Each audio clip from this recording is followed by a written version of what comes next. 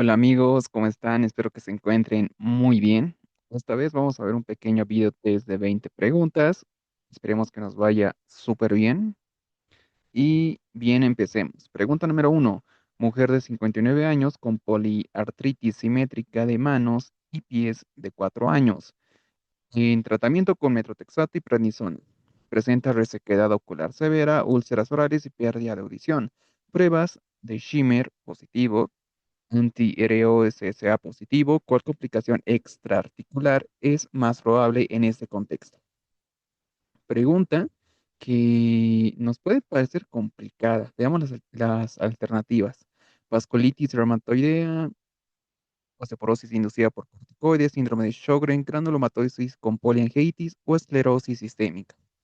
Bien, pregunta que sí está un poco compleja, pero vamos a ver que es fácil. Nos dice tratamiento con metrotexato. Metrotexato por poliartritis. Ya tenemos una enfermedad autoinmune.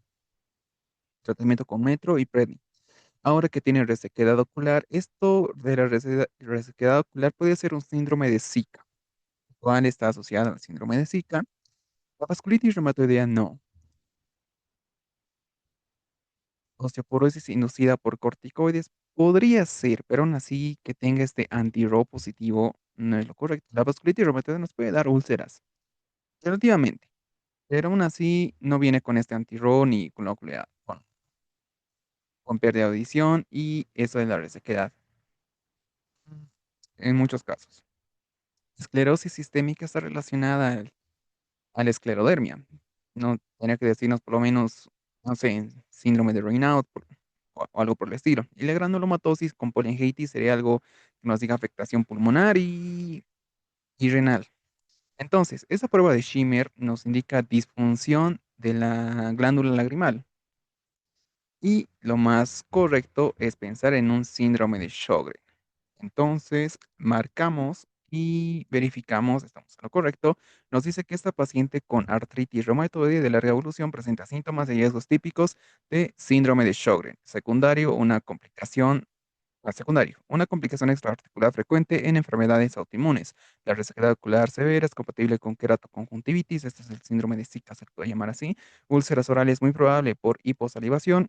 Prueba de Schimmer positiva confirma la disminución de producción lagrimal. Anti-RO-SSA positivo es un marcador serológico clásico en el Sjögren, pero de audición puede estar asociada a una neuropatía sensorial autoinmune. De todas maneras, nos quedamos con que Sjögren es lo correcto.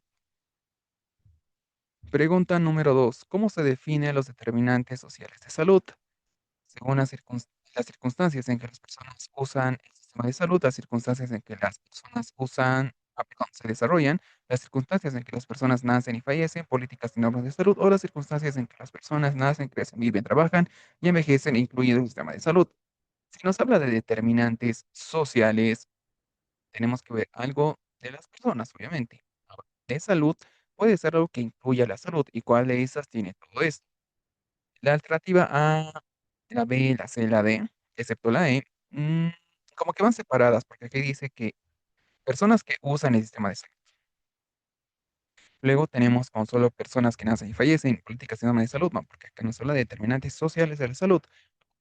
La E, esto de las circunstancias, en que las personas nacen, crecen, viven, trabajan y envejecen, incluido el sistema de salud. Sería lo más. Pero igual y estas. Mm, esta pregunta se podría haber usado también otro concepto. Acá nos dice que es de la OMS, ya que recuerden que hay muchos, pero muchos conceptos. Ese es el válido según la OMS y como todos estamos sujetos a la OMS, a lo que nos diga la OMS, entonces igual vale. La explicación nos dice que define los determinantes sociales de salud como las circunstancias en que las personas nacen, crecen, viven, trabajan y envejecen, incluido el sistema de salud. Esas circunstancias son el resultado de la distribución del dinero, el poder y los recursos a nivel mundial, nacional y local, el cual depende a su vez de las políticas adoptadas. Estaba bien esta pregunta. Vamos con la pregunta 3. ¿Qué manifestación clínica caracteriza el síndrome de vena cava superior? Recuerdan que en este síndrome se produce por una obstrucción venosa y secundaria que ah, un tumor. Ese tumor ya puede ser, no sé, pulmonar, por ejemplo, linfático, pero es secundario a ello. Y las alternativas son fiebre intermitente, dolor preurítico agudo, disfagia progresiva, hemoptisis masiva o plétora facial y edema del miembro superior. En este caso, si tenemos un síndrome de vena cava superior, oh no, se me fue. De todas maneras, si tenemos un síndrome de vena cava superior, entonces sería lo correcto pensar en que haya algo hacia arriba, digamos. Fiebre intermitente no, sería secundaria a una infección, por ejemplo, dolor pruritótico agudo tampoco, disfagia como esófago tal vez, hemoptisis masiva, mm, algo pulmonar se puede pensar, pero aún así tenemos acá plétora facial y edema de miembro superior, que es lo más correcto respecto a las manifestaciones clínicas o de la misma clínica del síndrome de vena cava superior. Nos dice la explicación que este síndrome cursa con plétora facial caracterizado por cianosis y edema, junto con edema de brazos debido a la obstrucción del drenaje venoso. La obstrucción impide el retorno venoso desde la cabeza y las extremidades superiores. Se acompaña de cefalea, secundario al aumento de la presión venosa intracraneal. Es característica la presencia de circulación colateral visible en el tórax. En conclusión, este síndrome se reconoce por la combinación de plétora, edema y circulación colateral. Hallazgos clave para orientar el diagnóstico. Y es muy cierto. Esta pregunta yo les aconsejo que, mm, la vean así como la vimos. Explicar más o menos, qué es ese síndrome y todo esto, porque sí es relativamente o es rentable para el EUNACOM, se la puede ver. ¿Qué criterio define recuperación completa de dengue? Las alternativas son cansancio constitucional, fiebre baja persistente, estabilización de hematocrito y plaquetas mayor a 100.000, persistencia de rash, fatiga prolongada. Pregunta sencilla. Para decir que un dengue está recuperado, ¿qué será? No va a ser cansancio ahí, no sé, que no está totalmente recuperado. Fiebre tampoco, presencia de dolor tampoco. Lo que sí es correcto es pensar en la estabilización del hematócrito y plaquetas. Entonces, la marcamos y estamos en lo correcto. La recuperación del dengue se confirma cuando el hematocrito retorna a sus valores basales y las plaquetas superan los 100.000. Debe existir, además, mejora clínica de los síntomas. Se constata la ausencia de signos de alarma asociados a estas complicaciones. O sea, no debe haber esto. Esos hallazgos reflejan el restablecimiento de la permeabilidad vascular. Pregunta muy bonita. Esta es más para saber que igual. Está bueno. Pregunta número 5. Hombre de 55 años con dolor lumbar progresivo, perdón, crónico progresivo de 3 meses, fiebre intermitente y escalofríos. Antecedente de cateterismo urinario prolongado. La resonancia magnética muestra realce en L4 y L5 con absceso paravertebral. ¿Cuál es el diagnóstico más probable? Pregunta compleja. Las alternativas nos dice osteomielitis tuberculosa, espondilodilocitis bacteriana por Escherichia coli, herniación lumbar, Punción discal lumbar, fractura osteoporótica de vértebra lumbar o metástasis vertebral de carcinoma de pulmón. Pregunta compleja, pero vamos a tratar de analizarla y llegar a lo correcto. Tenemos un dolor lumbar crónico progresivo de 3 meses. Acá el tiempo yo lo veo muy importante, ya que la osteomielitis tuberculosa, que puede tener igual esto, ya que nos dice fiebre intermitente y escalofríos, tiene un curso mucho más insidioso y progresivo. Acá 3 meses es poco pensando en una osteomelitis tuberculosa, así que la debemos descartar. ¿Qué más tenemos? Antecedente de cateterismo urinario. Vean, este antecedente de gran importancia. ¿A qué estará relacionado el cateterismo urinario? Después nos dice la resonancia magnética L3, L4 con absceso. Bueno, ya es temas un poco más complejos esto, pero igual, herniación discal lumbar no viene con fiebre ni con escalofríos. Fractura osteoporótica de vértebra lumbar tampoco tiene absceso.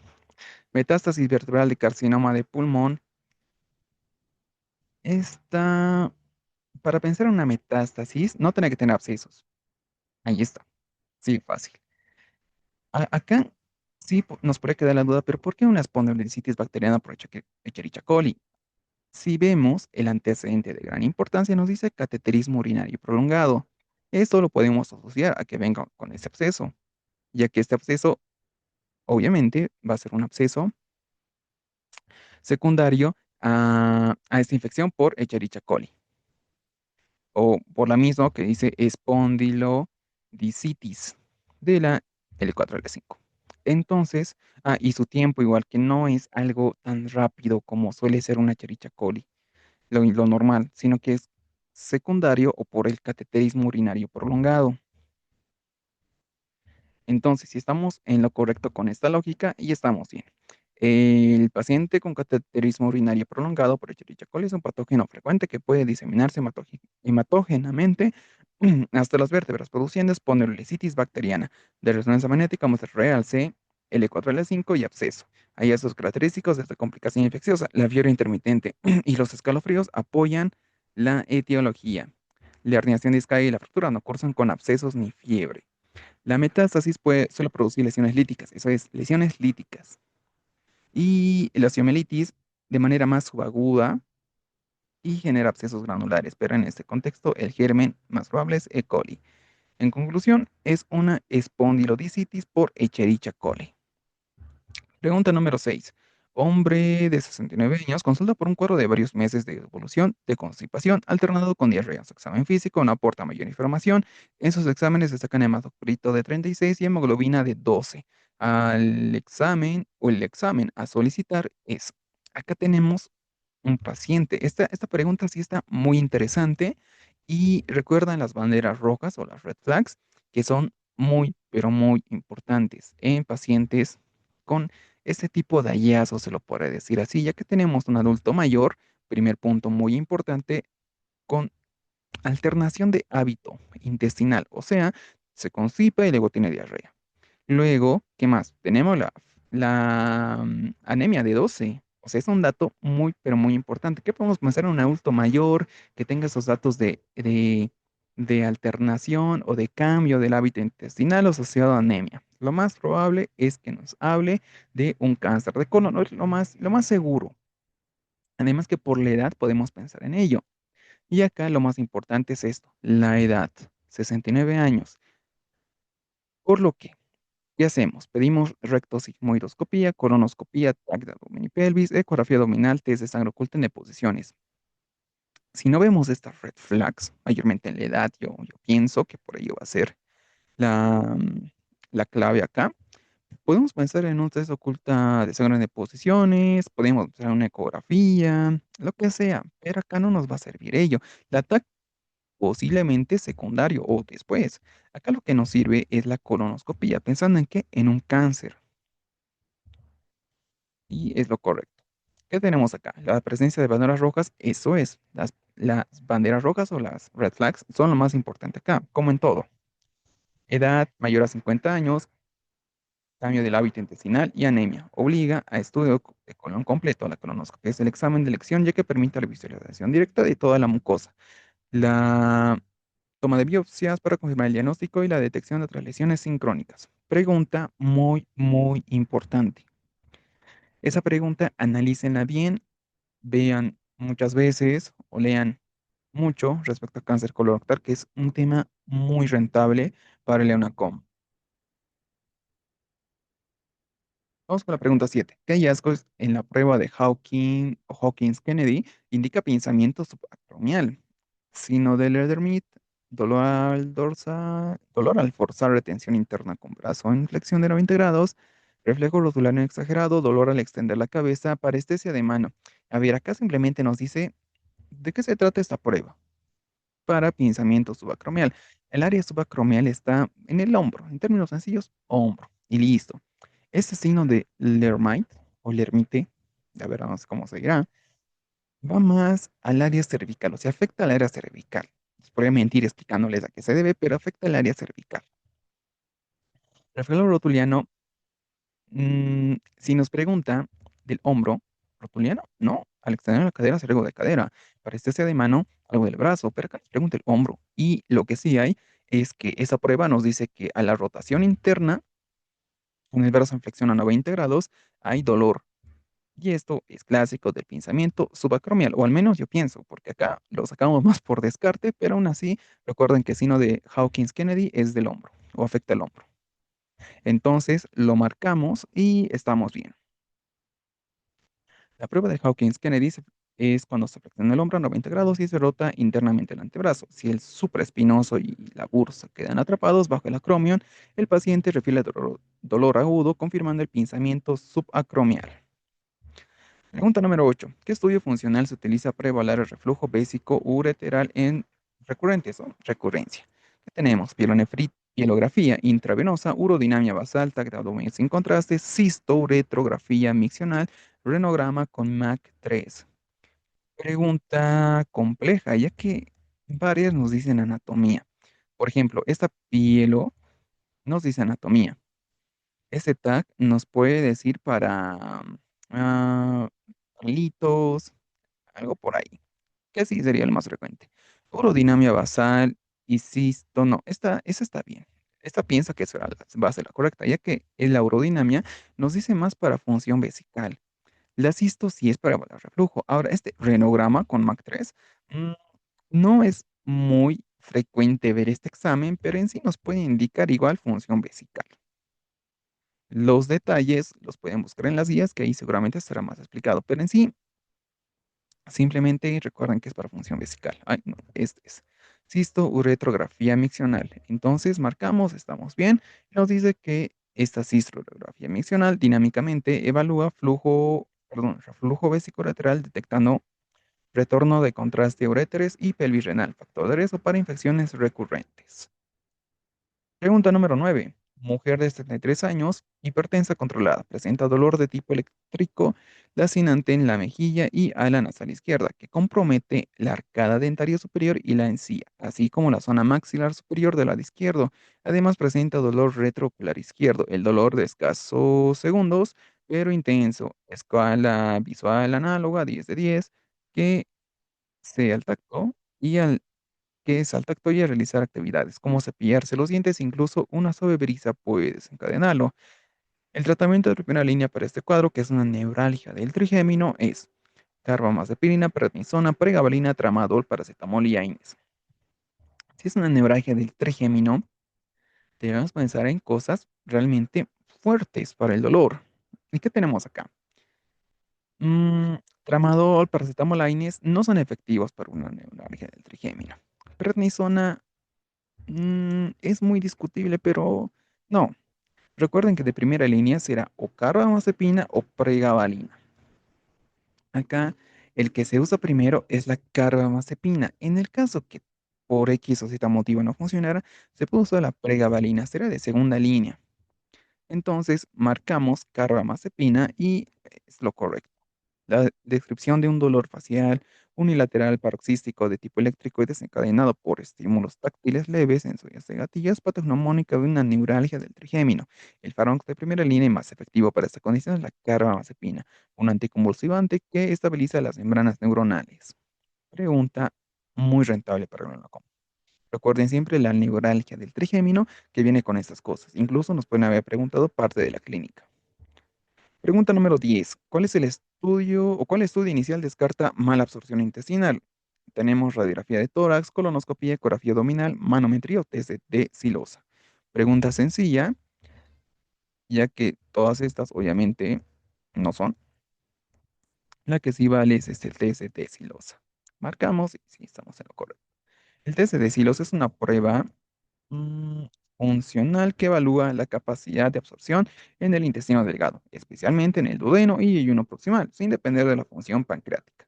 La decilosa es un monosacárido que se absorbe por difusión pasiva. Si hay mala absorción intestinal primaria, como enfermedad celíaca, atrofia de velocidades o enteritis crónica, los niveles de decilosa en sangre y orina estarán disminuidos. Es útil para diferenciar entre causas intestinales y pancreáticas de mala absorción. Pregunta importante también. Yo lo veo muy importante esa pregunta. La 11 nos dice que signo local sugiere infección del sitio de inserción del catéter. Parestesia distal, eritema y calor alrededor del inserto, dolor al movimiento, presencia de hematoma, edema general. Pregunta igual sencilla. Si tenemos datos de infección, ¿qué es lo que nos enseñan siempre? Primero, ver si hay datos de eritema o calor, que nos dice la misma paciente o el mismo paciente. En este caso, si tenemos datos de infección del sitio de inserción de un catéter, lo primero que debemos ver es el eritema. El calor nos puede decir el paciente o incluso nosotros los podemos detectar al palpar. Entonces, lo primero es esto, ya que nos dice infección. El signo local es lo primordial en este sentido. Marcamos, ya que las otras no, vean, con todos los movimientos no tienen nada que ver. Nos dice que la presencia de edema, calor, dolor y exudado purulento en el punto de inserción son signos de infección del sitio del catéter. Estos hallazgos clínicos justifican la realización de cultivos locales, permite identificar el patógeno causal, en casos severos se indica la extracción del dispositivo. En conclusión, signos locales de inflamación e infección en el sitio de inserción del catéter requieren cultivos y, si es necesario, retirada del catéter. Igual nos podían poner algo de dolor y exudado purulento. Igual vale. Pregunta número 11. Perdón, 12. Hombre de 50 años con SAF, o sea, síndrome antifosfolípido, en remisión presenta otalgia unilateral y caída de oreja. Examen revela parálisis facial periférica. ¿Cuál es la causa más probable de la neuropatía facial en este contexto? Complicación isquémica por microtrombosis en arteria estilomastoidea, neuropatía diabética asociada, tumor del apex pulmonar, o sea, el síndrome de Poncos, infección por virus herpes zóster geniculado, efecto adverso de warfarina. Pregunta súper complicada. A ver, acá tenemos o dos cosas. Recuerden que según la parte de la fisiopatología del SAF, del síndrome antifosfolípido, puede ser, o bueno, sí es, que hay, o en parte, que haya una complicación isquémica por trombosis o microtrombosis, por fisiopatología. Pero acá tenemos otalgia unilateral, parálisis facial, que igual puede estar acá, pero ¿no creen que la infección por virus herpes zóster geniculado igual valga? Esto en el contexto de que pueda causar este síndrome, el de Ramsay-Hunt, que puede venir con esta parálisis que es como la de Bell más o menos, esa parálisis facial periférica. Pero ojo que nos tenía que dar el dato de estas como vesículas, se las puede decir en el oído, cosa que no tenemos, pero sí la otalgia. Y en la alternativa A no tenemos esta otalgia. ¿Ustedes cuál marcarían? ¿Nos vamos por lo que vimos en fisiopatología o nos vamos por lo que podría ser que lo estamos relacionando por la otalgia, más que todo por la clínica, yo diría? Pregunta muy compleja. ¿Qué hacemos? ¿O qué harían ustedes? ¿Serían por la A o por la D? Yo la verdad me voy por la D. Esperemos que estemos bien, si no, igual ya se rompió la racha y la volvemos a continuar. No hay ningún problema. Entonces la marcamos la alternativa D y vemos y no estuvimos en lo incorrecto. Veamos la explicación. El síndrome antifosfolípido. En este síndrome, la microtrombosis en pequeñas arterias que irrigan nervios craneales puede generar neuropatías periféricas focales, entre ellas la parálisis facial periférica por fisiopatología. Entonces, la arteria estilomastoidea irriga el nervio facial tras su salida del cráneo y trombosis microvascular y su trombosis puede provocar isquemia y parálisis. Bueno, ya sabemos. Esta infección por herpes geniculado también produce parálisis facial, pero se acompaña de lesiones vesiculares en el oído. Pero bueno, igual está por la otalgia. Yo me iría más, más por eso. Igual está bien. La neuropatía requiere antecedentes de diabetes. El PANCOS tiene dolor irradiado y síndrome de Horner, no parálisis facial. Y la warfarina que causa sangrados, pero no neuropatías. Puntos clave, nos dice la trombosis microvascular, compromete nervios craneales, la parálisis facial periférica se explica por isquemia del nervio facial y el tratamiento incluye anticoagulación y rehabilitación neurológica. Pregunta 13. ¿Qué consejo nutricional contribuye al control de la retinopatía diabética? Consumo exclusivo de líquidos, eliminar todas las grasas, elevada ingesta de sal, dieta equilibrada, baja en azúcar simple y rica en antioxidantes y o ayuno prolongado. Pregunta igual fácil. Si nos dice nutrición, acá más que para una retinopatía diabética, nutrición general, lo más básico que debemos saber. Si nos dice algo de diabetes, entonces, ¿qué hacemos? Una dieta equilibrada, baja en azúcares simples y rica en antioxidantes sería lo más correcto. Ayuno prolongado no, elevada ingesta de sal, tampoco. O sea, de por sí está mal mucha sal. Eliminar todas las grasas, que no es lo correcto, y consumo exclusivo de líquidos, tampoco, exclusivamente no. Entonces marcamos la alternativa D, que seguro estará correcta y estamos bien. La explicación nos dice que una dieta equilibrada desempeña un papel importante y clave en el manejo de la retinopatía diabética. Eso es cierto. Recuerden que la base de todo, sí, muchas veces es la nutrición. Pregunta 14. ¿Qué hallazgo en orina es característico de la hepatitis A aguda? Células en cilindros hialinos, glucosuria persistente, urobilinógeno elevado, proteínas en rango normal, cuerpos cetónicos.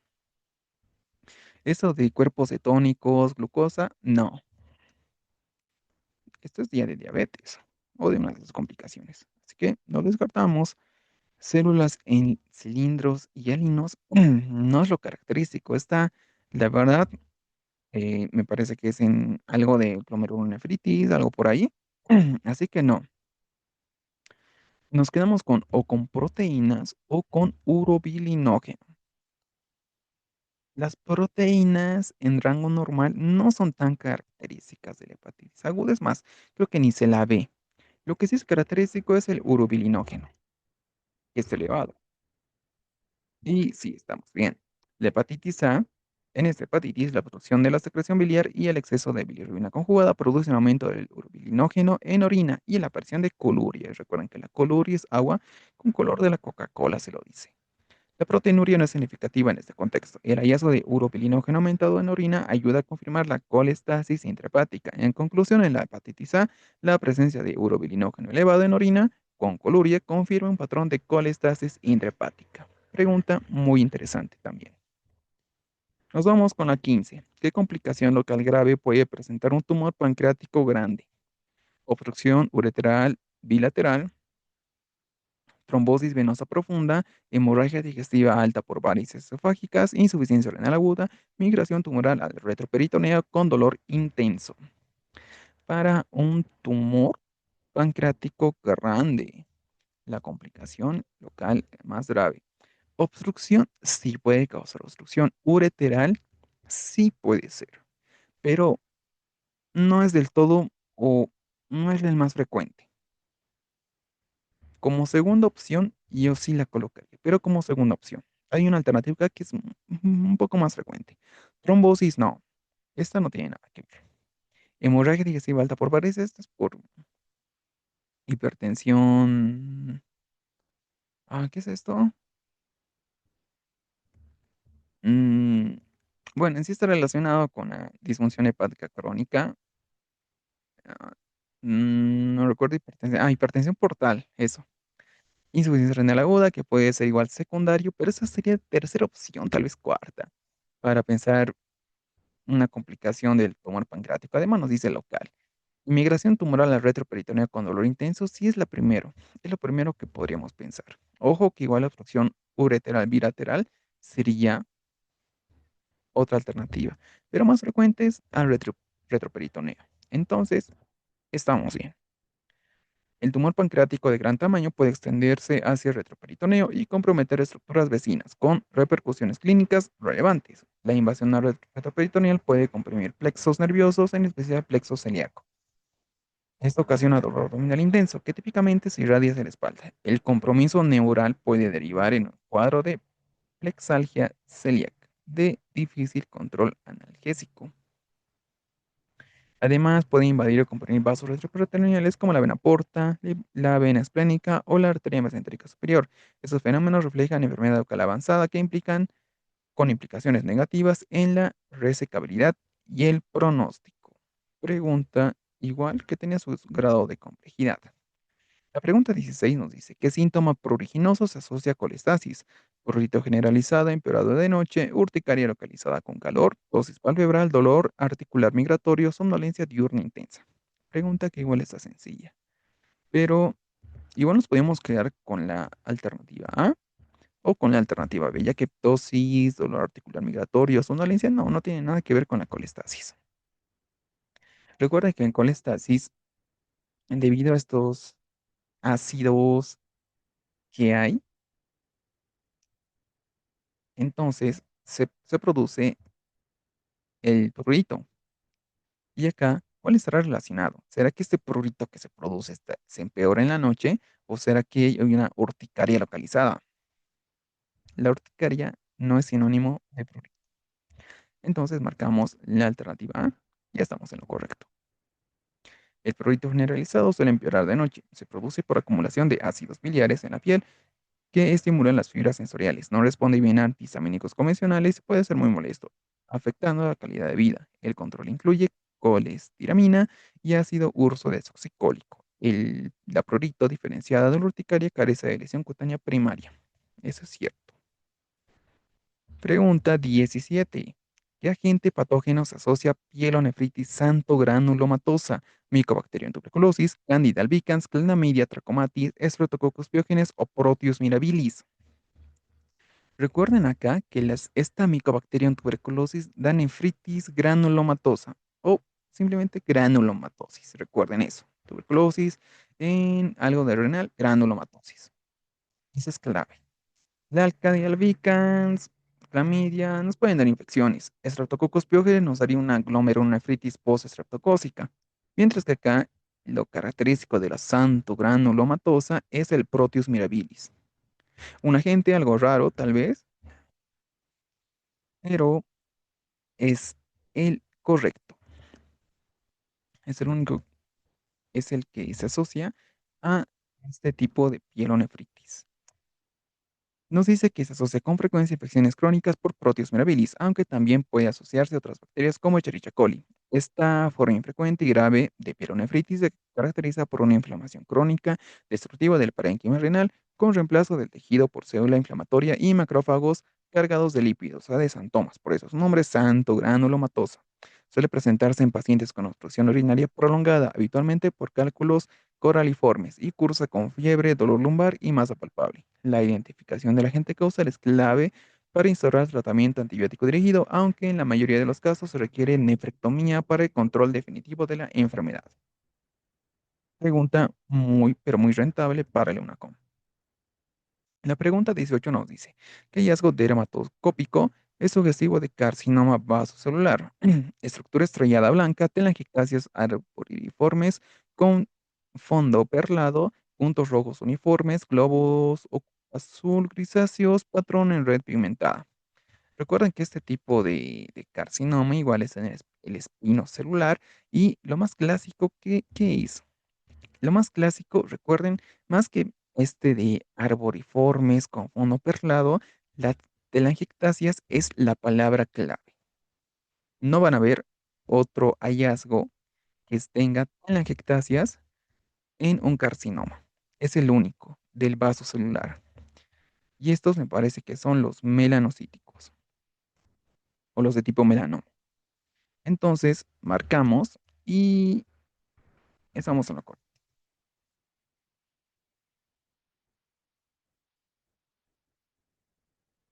Bueno, esta sí es la correcta. Y raro que nos diga esto de regístrate gratis ya que tienes una cuenta.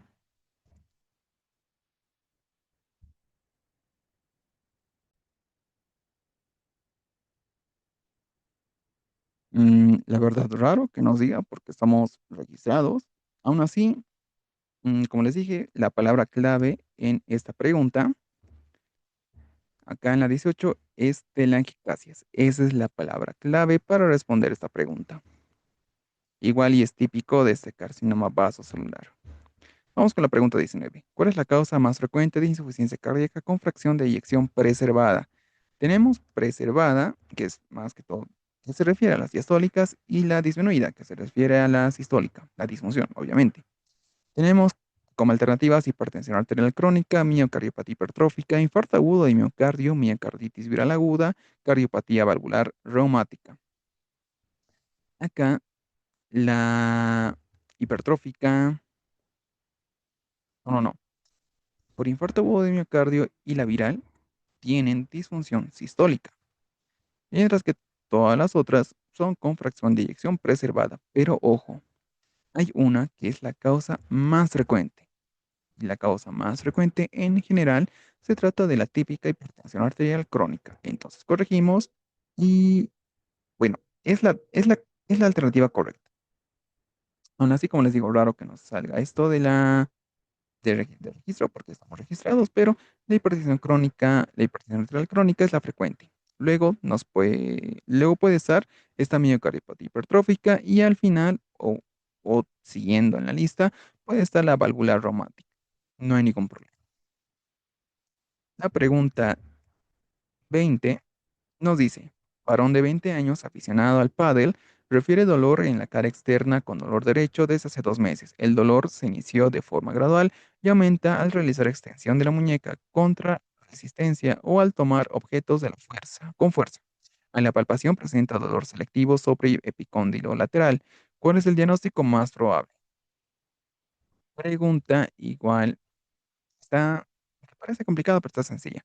Nos dice las alternativas: epicondilitis medial, o sea, codo de golfista; epicondilitis lateral, codo de tenista; artrosis de codo; bursitis holocraniana o síndrome del túnel radial. Si nos damos cuenta, el pádel, ¿de qué se trata? Es un juego con una raqueta. Vamos.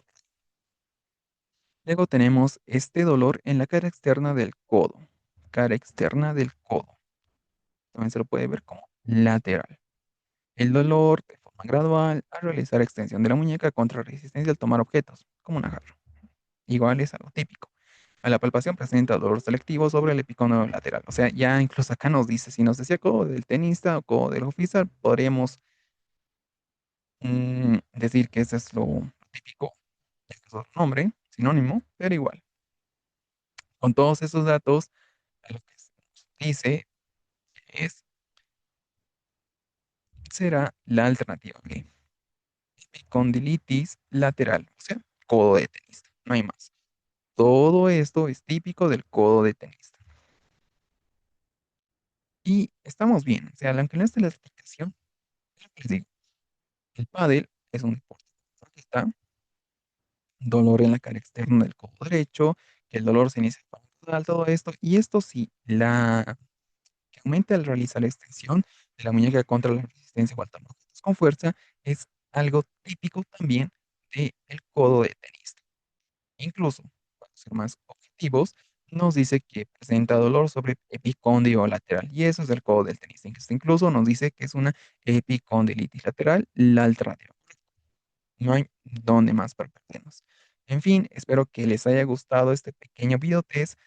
Perdimos la racha por la pregunta 12, que sí estaba muy compleja, pero bueno, ya vimos a qué se refiere, que esta sí vale la pena ver la explicación. Estuvo muy interesante, ya vieron que hay muchas, pero muchas preguntas de acá que pueden ser rentables para la com. Así que estudien mucho y nos vemos en el siguiente video test.